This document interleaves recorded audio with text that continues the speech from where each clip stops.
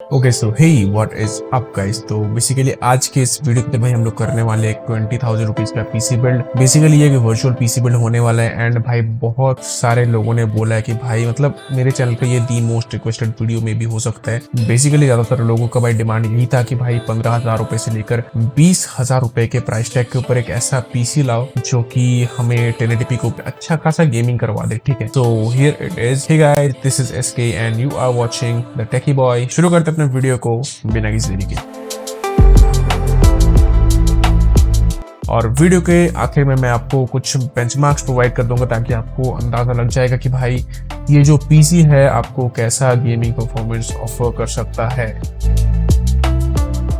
तो हमारे बिल्ड का जो सबसे पहला कंपोनेंट है वो है i5-3470। ये ऑलमोस्ट 9 साल पुराना सीपीयू है, बट जिस हिसाब से जिस रेट पे आज के डेट पे ये सीपीयू मिलता है उस हिसाब से भाई ये सीपीयू काफी अच्छा गेमिंग करवा के देता है। ये प्रोसेसर आता है 4 कोर 4 थ्रेड के साथ, 6 MB का कैश मिल जाता है, 22 नैनोमीटर के ऊपर ये सीपीयू जो है बेस्ड है, 3.2 गीगाहर्ट्ज इसका बेस फ्रीक्वेंसी है और इस सीपीयू का मैक्स टर्बो फ्रीक्वेंसी है 3.6 गीगाहर्ट्ज। अब बेसिकली ये एक i5 3rd जेन का सीपीयू है एंड अगर आप चाहो तो i5-3470 भी ले सकते हो, i5-3570 ले सकते हो। प्राइस मार्केट में जो चलता है नॉर्मल, मैं आउट ऑफ द वर्ल्ड ऐसा प्राइस नहीं बोलूंगा, बट हाँ इसका जो नॉर्मल प्राइस चलता है वो है 2,700 रुपए 2,800 रुपए इतना प्राइस चलता है। बट इससे ज्यादा में अगर कोई सेल कर रहा है तो भाई प्लीज मत लो, क्योंकि वो इसके लिए वैल्यू नहीं रखता है।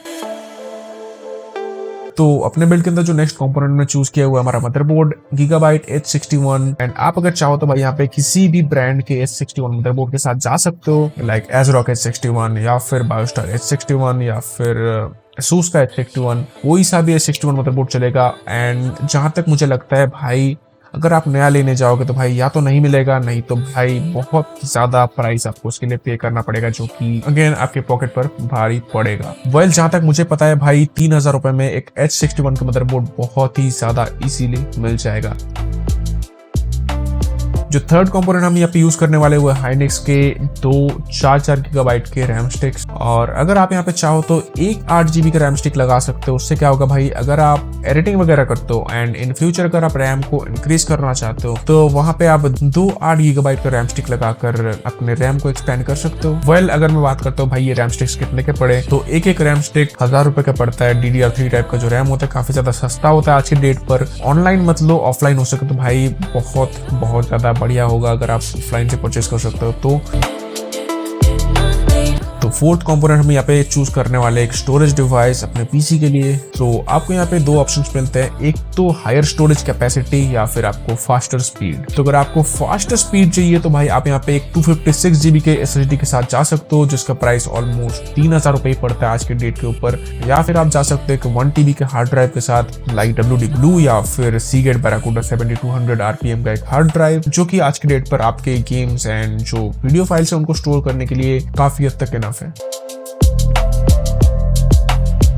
और जी हाँ, जैसे कि मैंने बताया था भाई ये गेमिंग पीसी होने वाला है। तो भाई हम यहाँ पे फिफ्थ जो कंपोनेंट चूज किया हुआ हमारा ग्राफिक कार्ड एंड इसके अंदर भाई मेरे पास तो पड़ा है भाई 750 Ti। आप चाहो तो इसके अंदर एक 1050 Ti लगा सकते हो। मतलब मैं रिकमेंड करूंगा भाई आप एक 1050 Ti लगाओ, या फिर आप एक RX 460 लगा सकते हो, या फिर RX 560 या फिर एक GTX 960। देखो भाई यहाँ पे मैंने जितने भी ग्राफिक कार्ड्स बताई ये सारे के सारे ग्राफिक कार्ड्स अराउंड 5,500 से लेकर 6,500 रुपए तक मिल जाते हैं। तो इस प्राइस ब्रैकेट को ध्यान में रखना, इसी के अंदर हमें अपना ग्राफिक कार्ड लेना है। 6,000 से लेकर 6,500 रुपए के अंदर 1050 Ti, GTX 960 या फिर RX 460, RX 560 जो हमें मिल जाए भाई उस ग्राफिक कार्ड को उठा लेना है। और हाँ भाई एक बात मैं भूल रहा हूँ कि भाई अगर आप पुराना ग्राफिक कार्ड लेने वाले हो, हाँ डेफिनेटली हम लोग यहाँ पे हमारा बजट कम है तो हम पुराना ग्राफिक कार्ड लेने वाले हैं। तो बेसिकली जो ग्राफिक कार्ड्स होते हैं उनको बाय करने से पहले भाई किन किन चीजों का ध्यान रखना चाहिए, मैंने एक डेडिकेटेड वीडियो बना के रखा है भाई। जो ओल्ड या फिर यूज्ड पीसी पार्ट्स हैं उनको खरीदने, मतलब कौन कौन से पार्ट्स खरीदने चाहिए, कौन कौन से नहीं खरीदने चाहिए, कौन से प्रिकॉशंस हमें लेने चाहिए खरीदने से पहले, इसके बारे में मैंने एक ऑलरेडी डेडिकेटेड वीडियो बना के रखा है। तो भाई आप आई बटन पे आ रहा होगा, जाकर देख सकते हो।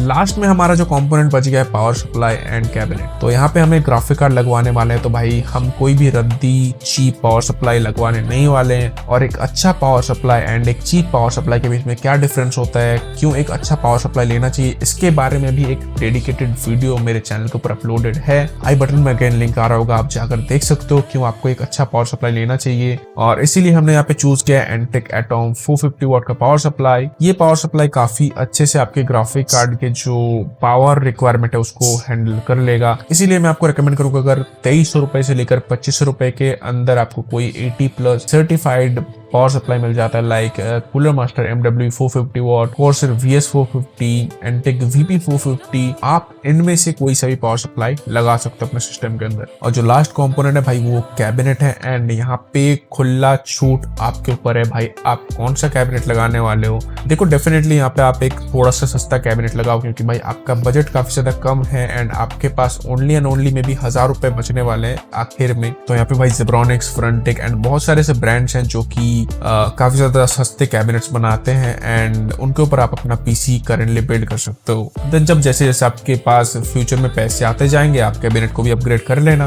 वेल तो यही था हमारा कंप्लीट बिल्ड। अगर आपको मेरे ऊपर भरोसा है तो भाई अच्छी बात है, भाई आप खुद से थोड़ा सा इन कंपोनेंट्स के ऊपर जो मैंने आपको रेकमेंड किए इनके ऊपर थोड़ा सा रिसर्च करो, आप खुद से जानो कि भाई ये कंपोनेंट्स एक्चुअल में क्या अच्छे हैं। और अगर सही में इनके प्राइस पॉइंट पर अगर ये कंपोनेंट्स अच्छे हुए तो भाई एक लाइक करके जाना प्लीज।